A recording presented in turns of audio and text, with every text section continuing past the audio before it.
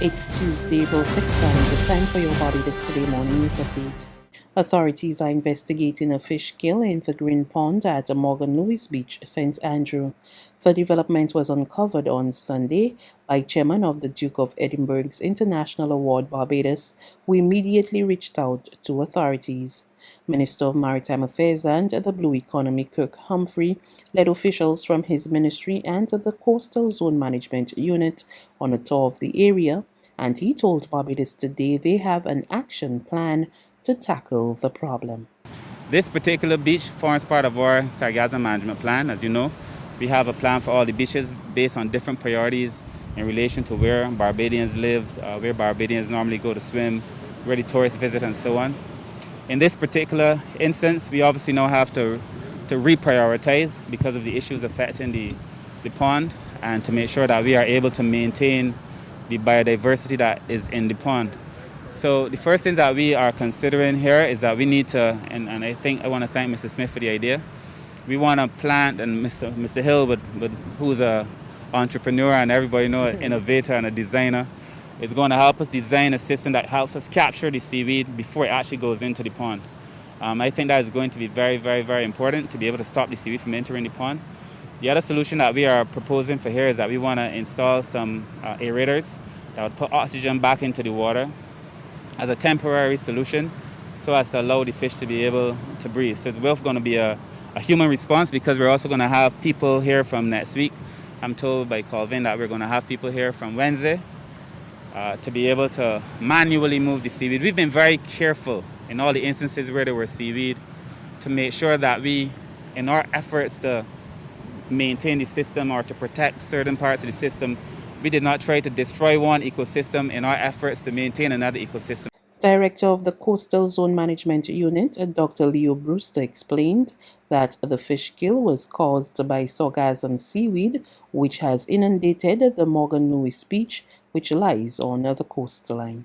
There's a weak point here at Green Pond at the mouth of the entrance to the watercourse, and the waves actually overtopped the berm, which is the highest point on the beach, and they pushed the sargassum into the water body, and therefore that caused the stagnation and depletion of oxygen within the water body, right? A lot of sargassum got pushed in here, and it has actually extended pretty far inland in terms of the amount of sargassum that was transported by the tide upstream. And that also contributed to the fish kill, and fisheries will talk about the type of fish species and other animals that have been impacted. But of greatest significance for us is the fact that this area here, because of its nature as an ecosystem, is a brackish water ecosystem and forms a transition point between some of the freshwater, brackish water species that live here and their process of getting out to the sea. And when the seawater comes in and is trapped behind that, obviously the salt water will stagnate the fresh water and just totally reduce all the oxygen. So in the space of probably 3 days, we've had this major fish kill down here. And we now have to try and find a way to reintroduce oxygen in here, and also try and release some of the water to ensure that what's in here can be released. Otherwise, the impact of the fish kill will continue. Industrial designer Mark Hill, who was also on the tour, said he will soon be engaging the engineering community to find a lasting solution to the problem. So that will be the main focus that we look at, just to protect the biodiversity in the area. I know folks talk a lot about booming, but we have to look at booming from a very strategic point of view as we deal with the type of currents and tides and the sizes of waves and stuff like that. So the engineers, we will sit down and put our heads together and see what we can come up with to help protect this particular pond here. Police have identified the man whose body was found on Monday at the Westbury Cemetery. He is 39-year-old Dwayne O'Neill Carrington of Bryan Road, Welchman Hall, St. Thomas. Lawmen reported Monday that the deceased was found about 150 meters from the main entrance of the cemetery, lying in a grassy area between two tombstones.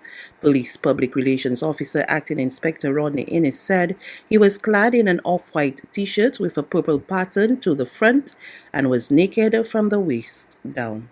Residents, business owners, and visitors to St. Lawrence Gap are feeling much safer now that the entertainment stretch has been outfitted with proper lighting.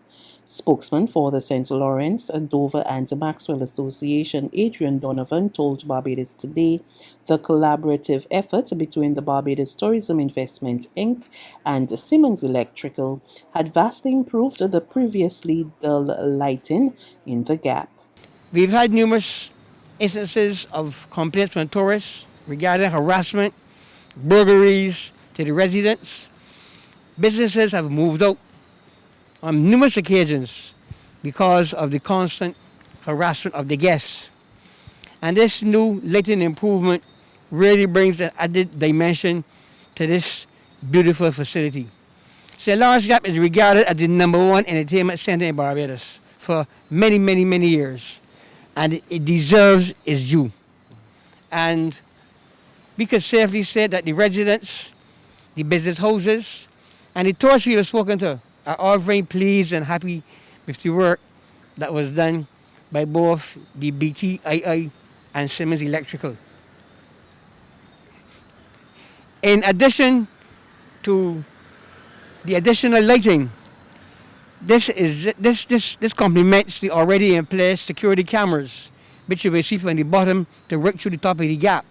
Owner of Siemens Electrical, Alan Simmons, said the over 140 LED lights were installed at a cost of around $80,000 and had enhanced the lighting in the area by 100%. We had about almost 65% of the lighting in the gap that was out.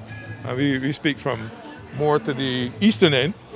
Then we came through and did a physical drawing and a layout of how we're going to improve the lighting in the gap, right? So if you saw it now, if you saw it then and you see it now, completely different. It has been improved by over 100%.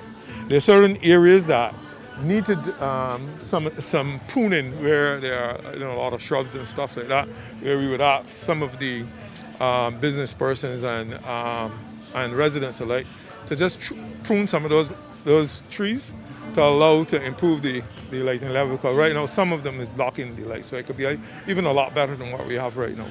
Yeah, so there has been a significant improvement in this gap. We are looking at other areas where we can make a contribution.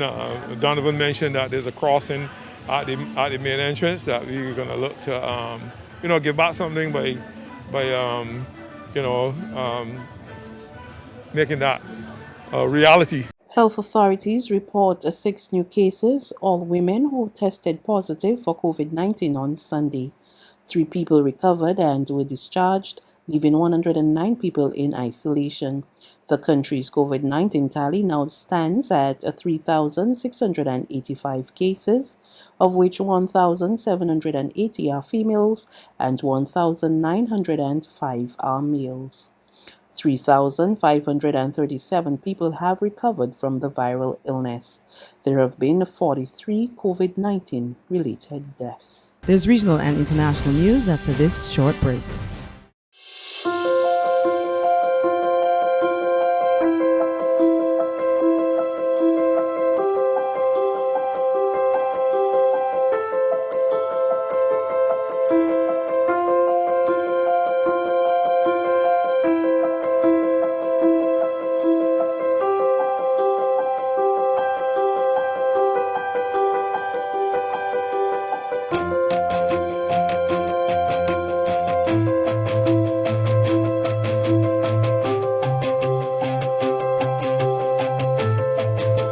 Barbados Today, news you can trust.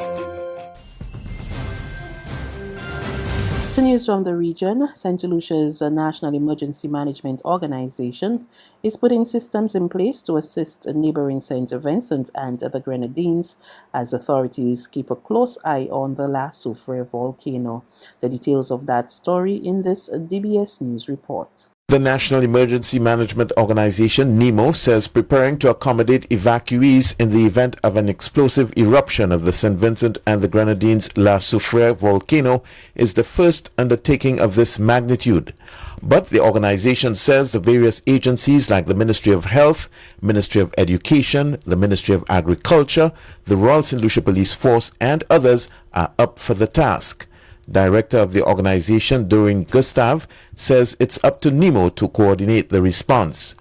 NEMO promises to roll out a public sensitization program in the coming days. During our meeting on Saturday, we did look at how we were going to do some public education and sensitization of the public, our district disaster committees. These are key in the community because we are not able to do it all. We depend on them, and they are volunteers who have kindly donated their time, their resources to be able to get all of these things done. According to NEMO, the agencies stand ready to accept Vincentian evacuees, including students who may be displaced by the disaster. In the interim, NEMO continues to work closely with the UE Seismic Research Center to monitor the situation. And finally, former officer Derek Chauvin broke the Minneapolis Police Department's rules and ethics code during his deadly arrest of George Floyd. We get more in this CBS News report. Astonishing testimony from Minneapolis's top cop. When I look at Exhibit 17, and when I look at the facial expression of Mr. Floyd, that does not appear in any way, shape, or form that is light to moderate pressure. Chief Madera Arredondo, the first black person to lead that city's police force, tearing down the blue wall of silence and condemning Derek Chauvin's use of force on George Floyd. To continue to apply that level of force to a person proned out, handcuffed behind their back, that in no way, shape, or form is anything that is by policy. It is not part of our training, and it is certainly not part of our ethics or our values. Arredondo says his officers are required to know department policies, including the use of de-escalation techniques, which he did not see in the videos. That action is not de-escalation. That action goes contrary to what we're taught. That's news. But for the very latest, visit us at www.barbadostoday.bb. You can also subscribe to our e-paper, email updates, or like us on Facebook, and sign up for our breaking news alerts via WhatsApp. We're also on Izumi Media in bus terminals, as well as screenplay at supermarkets and gas stations near you. And you can also hear us on Mix 96.9 FM and Capital Media HD 99.3 FM.